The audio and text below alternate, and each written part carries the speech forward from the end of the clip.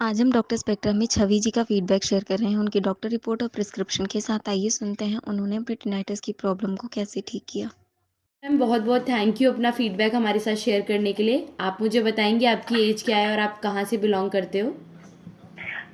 मैं छवि सक्सेना हूँ। मेरी एज 50 इयर्स है हुँ। और मैं दिल्ली की हूँ, लेकिन अभी फिलहाल मैं नोएडा में रहती हूँ, सेक्टर 61 नोएडा में। ओके, तो आपको ये टिनाइटिस की प्रॉब्लम कैसे स्टार्ट हुई और आपने कहाँ-कहाँ डॉक्टर्स को दिखाया इसके लिए?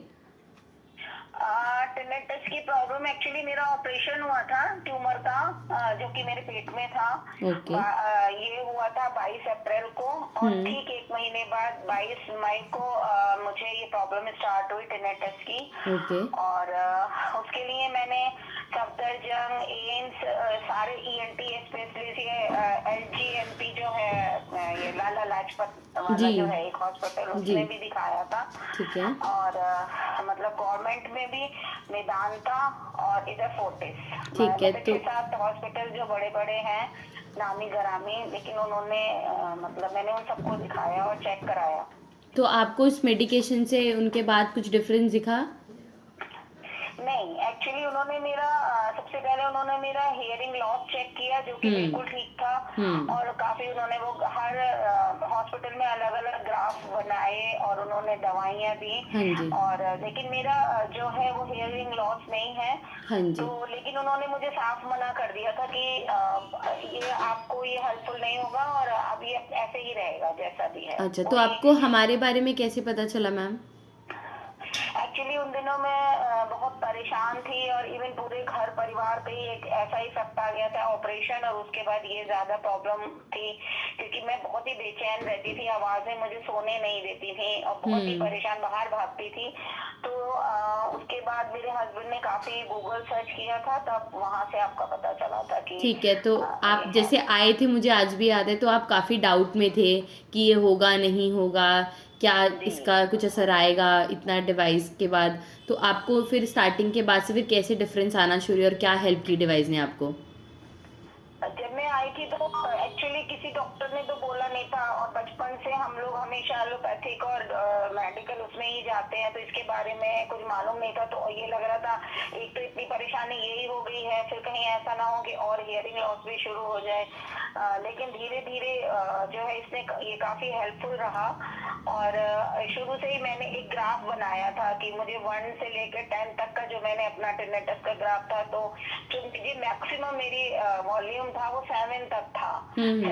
7.5 जब मैं शुरू में बहुत परेशान रहती थी। हाँ जी। एंड थैंक्स टू स्पेक्ट्रा की मुझे काफी उससे मदद मिली है। अच्छा, तो अगर मैं परसेंटेज में पूछूँ तो अभी कितना परसेंट बेटर लग रहा है आपको मैम, आउट ऑफ 100? अभी अब तो साल ही होने वाला है, लेकिन इसकी मदद से मैं मतलब दिन में 3 बार इसको यूज किया और अभी मैं 0.1 और 0.5 तक पहुंच गई हूँ। तो अच्छा। जिस दिन मुझे बहुत ज्यादा लगता है तो 0.5 होता है, और बहुत कम ऑल्टरनेट डे पे हो गया है 0.1 होता है, जिसमें मुझे पता नहीं चलता कि हाँ मुझे आवाज आ हुँ, रही है। हुँ। हाँ मैम, 0.1 में अभी तो बिल्कुल नहीं ट्रीटमेंट पता चल ही चलता। रहा है, 7 मंथ हुए हैं, आपका वो बाकी का भी चला जाएगा, जो आपका 0.1 और 0.5 के बीच में है। तो अभी आपको इससे इतना हेल्प मिला है और आप भी काफ़ी बेटर हो, तो जैसे आपको काफ़ी पेशेंट सुन रहे होंगे, तो आप उनको अवेयरनेस के लिए कुछ बताना चाहेंगे कि अगर ये हो तो कहाँ जाएँ?